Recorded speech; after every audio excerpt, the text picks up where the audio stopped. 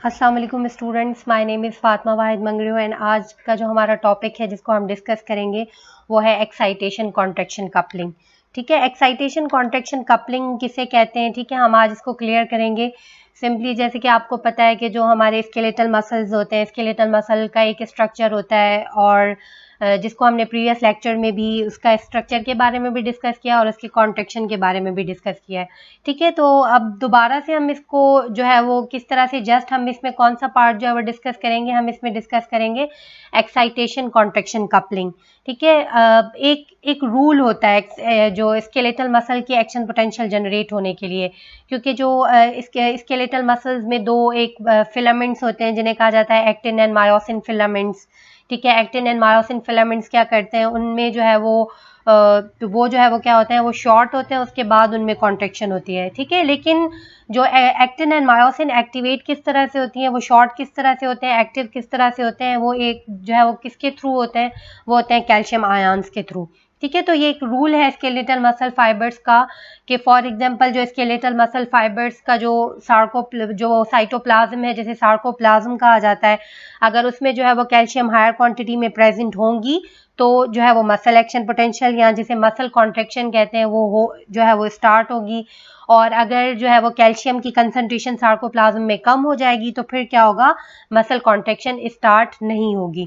तो इस तरह से जब मसल कॉन्ट्रैक्ट कर रहे होते हैं तो फिर क्या होता है, सार्कोप्लाज्म में कैल्शियम की कंसंट्रेशन इंक्रीज होती है और जैसे ही मसल जो है वो रिलैक्स होते हैं तो वहां पर जो कैल्शियम जो सार्कोप्लाज्म में कैल्शियम की कंसंट्रेशन क्या होती है, कैल्शियम की कंसंट्रेशन बिल्कुल लो होती है। ठीक है, लेकिन जो स्केलेटल मसल फाइबर्स के जो जिन्हें हम कहते हैं सार्कोप्लाज्मिक रेटिकुलम, जैसे कि हम दूसरे सेल्स की बात करते हैं उसमें एंडोप्लाज्मिक रेटिकुलम प्रेजेंट होता है, तो इसी तरह से जो मसल फाइबर्स का एंडोप्लाज्मिक रेटिकुलम है उसे हम क्या कहते हैं, जो मेम्ब्रेनस सिस्टम है उसे हम कहते हैं सार्कोप्लाज्मिक रेटिकुलम। तो असल में क्या होता है कि ये जो सार्कोप्लाज्मिक रेटिकुलम है, सार्कोप्लाज्मिक रेटिकुलम में हायर क्वांटिटी में कैल्शियम स्टोर्ड होती है। ठीक है, तो इसी तरह से अगर फॉर एग्जांपल मसल जो है वो कॉन्ट्रैक्शन होती है तो फिर क्या होता है, सार्कोप्लाज्मिक रेटिकुलम जो है वो कैल्शियम सार्कोप्लाज्मिक रेटिकुलम के थ्रू ही कैल्शियम कहाँ पर आती है, सार्कोप्लाज्म के थ्रू की तरफ आती है। और अगर फॉर एग्जांपल मसल रिलैक्स्ड होता है तो वही कैल्शियम कहाँ पर स्टोर्ड होती है, वही कैल्शियम जो है वो स्टोर्ड होती है सार्कोप्लाज्मिक रेटिकुलम में। ठीक है, अब हम जो है वो इसको डिस्कस करेंगे कि किस तरह से कैल्शियम जो है वो सार्कोप्लाज्मिक रेटिकुलम के थ्रू रिलीज होकर कॉन्ट्रैक्शन जो है का फंक्शन परफॉर्म करवाती है। ठीक है, जैसे कि हमने प्रीवियस लेक्चर में हमने मसल एक्शन पोटेंशियल के बारे में भी जो है वो डिस्कस किया था, तो मसल एक्शन या जिसे हमने न्यूरोमस्कुलर जंक्शन कहा था या स्केलेटल मसल की कॉन्ट्रैक्शन, तो हमने सिंपली क्या कहा था कि जो मसल एक्शन पोटेंशियल है वो किसके थ्रू, जो मोटर एंड प्लेट है या जो मोटर न्यूरॉन है एसिटिल कॉलिन रिलीज करते हैं। ठीक है, एसिटिल कॉलिन जो है वो अपनी जो मसल फाइबर्स की प्लाज्मा मेम्ब्रेन है सार्कोलीमा या जिसे सार्कोलीमा कहा जाता है, वहां पर एसिटिल कॉलिन के लिए रिसेप्टर्स प्रेजेंट होते हैं या सिंपली उससे स्ट्रक्चर को क्या कहा जाता है, उसे कहा जाता है motor end plate. Acetyl Colin जैसे ही रिसेप्टर्स के साथ बाउंड होती है तो एसिटिल कॉलिन कहाँ पर ट्रांसफर होती है, एसिटिल कॉलिन इनसाइड जो है वो ट्रांसफर होती है मसल फाइबर्स के, उसके साथ सोडियम भी इनसाइड ट्रांसफर होते हैं और मसल में जो है वो एक्शन पोटेंशियल स्टार्ट हो जाता है। ठीक है, और जो मसल फाइबर की एक इन्वेजिनेशंस होती हैं जिसे कहा जाता है टी ट्यूब्यूल्स, और वहां पर जो है वो ये एक्शन पोटेंशियल क्या करता है, उनके साथ साथ जो है वो टी ट्यूब्यूल्स में ट्रांसफर होता है। तो फिर जैसे ही टी ट्यूब्यूल्स की तरफ एक्शन पोटेंशियल ट्रांसफर होता है तो टी ट्यूब्यूल्स क्या करती हैं कि जो सार्कोप्लाज्मिक रेटिकुलम में कैल्शियम चैनल्स प्रेजेंट है, ठीक है, वो क्या करती है, ये जो एक्शन पोटेंशियल है कैल्शियम चैनल्स को ओपन कर देते हैं। ठीक है, जैसे ही कैल्शियम चैनल्स ओपन होते हैं तो फिर क्या होता है, कैल्शियम जो है वो सार्कोप्लाज्मिक रेटिकुलम से रिलीज होकर कहाँ पर आ जाती है, वो आ जाती है साइटोप्लाज्म में, जो कि मसल मेम्ब्रेन के मसल फाइबर्स के साइटोप्लाज्म को क्या कहा जाता है, सार्कोप्लाज्म। ठीक है, जैसे ही कैल्शियम रिलीज होगी तो वो कहाँ पर जाती है, जो कि मायोफिलामेंट्स हैं। ठीक है, जो मसल फाइबर्स के जिन्हें थिक एंड थिन फिलामेंट कहा जाता है। ठीक है, जैसे ही थिन एंड थिक फिलामेंट्स के साथ कैल्शियम जाकर अटैच्ड होगी तो वो क्या करती है, वो एक जो एक्टिन प्रोटीन है, ठीक है, थिक एंड थिन फिलामेंट्स को हम क्या कहते हैं, जो थिन फिलामेंट्स होते हैं उन्हें जो है वो एक्टिन प्रोटीन, एक्चुअली वो एक्टिन प्रोटीन होती है, और जो मायोसिन होते हैं उन्हें जो है वो जो थिक फिलामेंट्स होते हैं उन्हें मायोसिन कहा जाता है। तो असल में जो क्या होता है, ये दोनों प्रोटीन आपस में बाउंड होती हैं। थिन फिलामेंट्स जो कि एक्टिन प्रोटीन है, उसके पास थिक फिलामेंट यानी मायोसिन के लिए बाइंडिंग साइट होती है। तो वो क्या करते हैं, आपस में अटैच होकर और एक क्या करते हैं, एक शॉर्टनिंग का प्रोसेस होता है। उसके बाद जो है वो मसल कॉन्ट्रेक्शन स्टार्ट हो जाती है। लेकिन स्टार्ट में क्या होता है कि जो थिन फिलामेंट या एक्टिन प्रोटीन है, उसके साथ वहां पर दो और प्रोटीन्स प्रेजेंट होती हैं। उन प्रोटीन्स को कहा जाता है ट्रोपोनिन और सेकंड प्रोटीन को कहा जाता है ट्रोपोमायोसिन।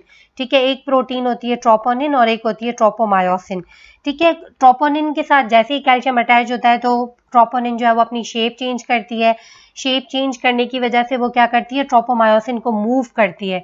ठीक है, और इसकी ज़रूरत क्यों पड़ती है ट्रोपोमायोसिन को मूव करने की, क्योंकि जो एक्टिन के पास जो बाइंडिंग साइट है, मतलब मायोसिन जहाँ पर बाइंड होती है वहाँ पर कौन होती है, जब मसल रिलैक्स होता है तो वहाँ पर ट्रोपोमायोसिन बाइंड होती है।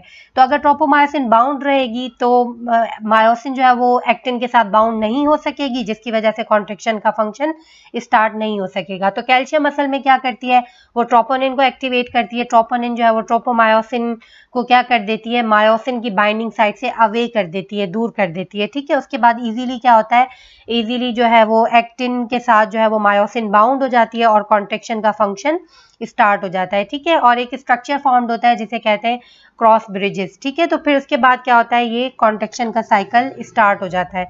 ठीक है, इसको सिंपली ये जो हमने एक प्रोसीजर, एक हमने पूरा का पूरा इवेंट्स जो है वो डिस्क्राइब किए, इनको जो है वो एक्साइटेशन कॉन्ट्रेक्शन कपलिंग कहा जाता है। ठीक है, जैसे कि हमने अपना टॉपिक स्टार्ट किया तो हमने क्या कहा, हमारा जो टॉपिक है वो है एक्साइटेशन कॉन्ट्रेक्शन कपलिंग।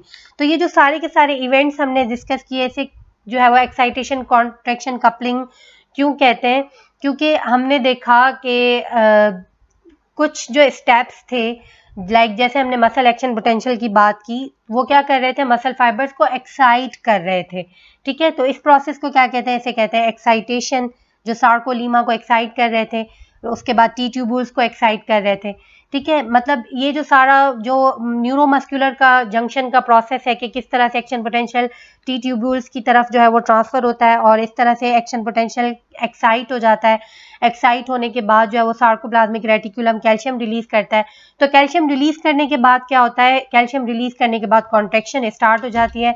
तो इस वजह से हम इस प्रोसेस को क्या कहते हैं, हम इसको, क्योंकि एक्साइटेशन से शुरू होकर ये कहाँ पर एंड हो रहा है, ये कॉन्ट्रेक्शन पर एंड हो रहा है। ठीक है, इसका जो कॉन्ट्रेक्शन का मेरा एक और भी लेक्चर है जिसे कहते हैं स्लाइडिंग फिलामेंट थ्योरी।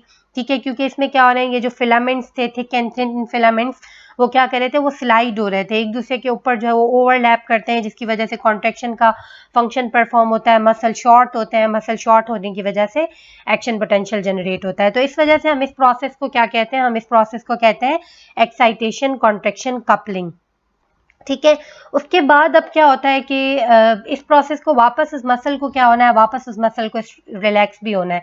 तो फिर जो सार्कोप्लाज्मिक रेटिकुलम है उसके पास एक और चैनल्स प्रेजेंट होते हैं। जैसे प्रीवियस हमने बात की कि जब कैल्शियम रिलीज होने की ज़रूरत होती है तो फिर क्या होता है, कैल्शियम रिलीज चैनल ओपन होते हैं। लेकिन जब अगर फॉर एग्जांपल मसल कॉन्ट्रैक्ट हो गया है, अब मसल को रिलैक्स करवाना है, तो फिर वहाँ पर क्या होता है कि जो सार्कोप्लाज्मिक रेटिकुलम में एक और चैनल्स प्रेजेंट होते हैं जिन्हें कहा जाता है कैल्शियम एक्टिव ट्रांसपोर्ट पंप्स। ठीक है, ये प्रोटीन्स होती हैं जो क्या करती हैं, जो एटीपी को यूज करके कैल्शियम को क्या करती हैं, सार्कोप्लाज्म से वापस जो है वो सार्कोप्लाज्मिक रेटिकुलम में स्टोर करना स्टार्ट कर देती हैं। ठीक है, फिर जैसे ही स्टोर होना स्टार्ट होता है तो फिर क्या होता है कि जो कैल्शियम आयन्स हैं वो सार्कोप्लाज्मिक की तरफ आना जो है वो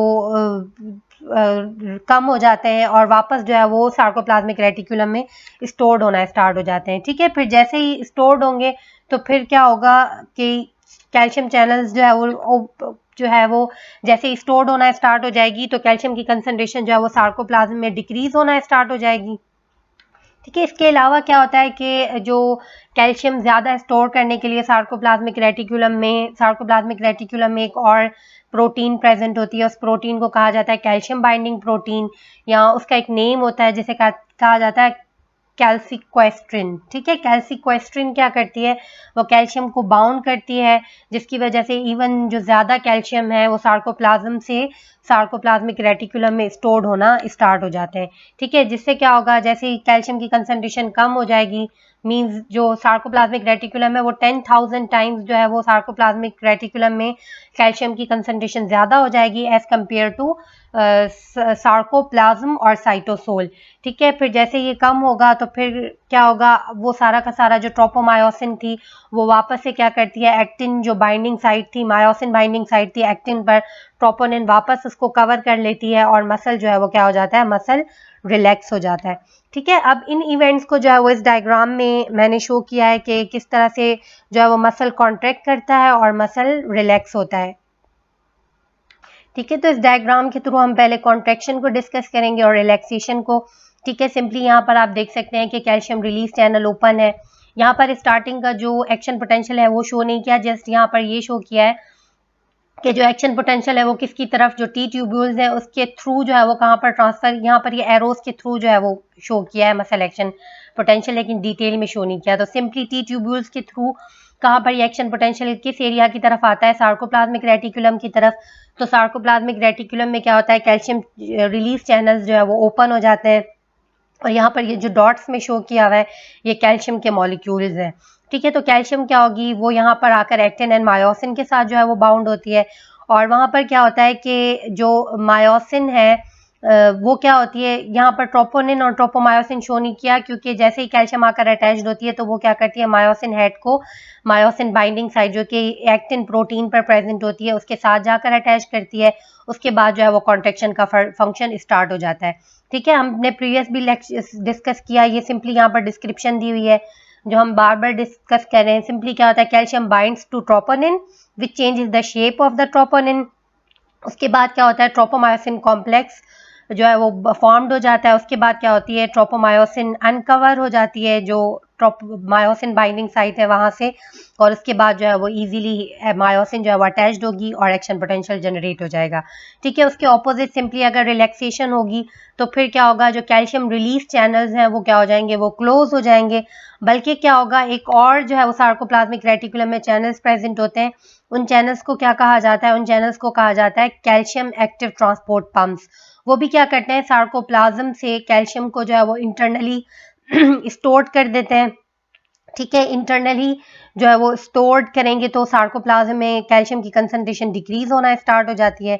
ठीक है, जैसे ही डिक्रीज होगी तो फिर जो है वो जो यहाँ पर एक्टिन एंड मायोसिन फिलामेंट्स हैं वहाँ पर कोई भी कैल्शियम ट्रांसपोर्ट नहीं होगी। तो फिर क्या होगा कि जो वापस जो ट्रोपोनिन एंड ट्रोपोमायोसिन अपनी एरिया से जो है वो ट्रांसफर हुए थे, जैसे कि यहाँ पर शो नहीं किया, यहाँ पर मायोसिन अटैच है, वो भी क्या हो जाएंगे, वो यहाँ से प्रिवेंट हो जाएंगे। प्रिवेंट होने की वजह से जो एक्टिन पर मायोसिन बाइंडिंग साइट है वो कवर्ड होगी और कवर्ड की वजह से मायोसिन उसके साथ आकर अटैच नहीं होगी और जो है वो मसल रिलैक्स हो जाएगा। ठीक है, यहाँ पर डिस्क्रिप्शन में ये शो किया हुआ है। ट्रोपोनिन सिंपली क्या करती है, होल्ड्स ट्रोपोमायोसिन इन पोजीशन और क्या करती है, to block myosin binding site on actin. तो जैसे ही मायोसिन बाइंडिंग साइट ब्लॉक्ड होगी तो फिर क्या होगा, मसल एक्शन पोटेंशियल जनरेट नहीं होगा। ठीक है, ओके, थैंक यू। इंशाल्लाह नेक्स्ट लेक्चर में जो है वो हम नेक्स्ट टॉपिक को डिस्कस करेंगे। अगर इसके ये जो लेक्चर है इसके लिए कोई भी क्वेश्चन है तो आप कमेंट में पूछ सकते हैं। अल्लाह हाफिज़।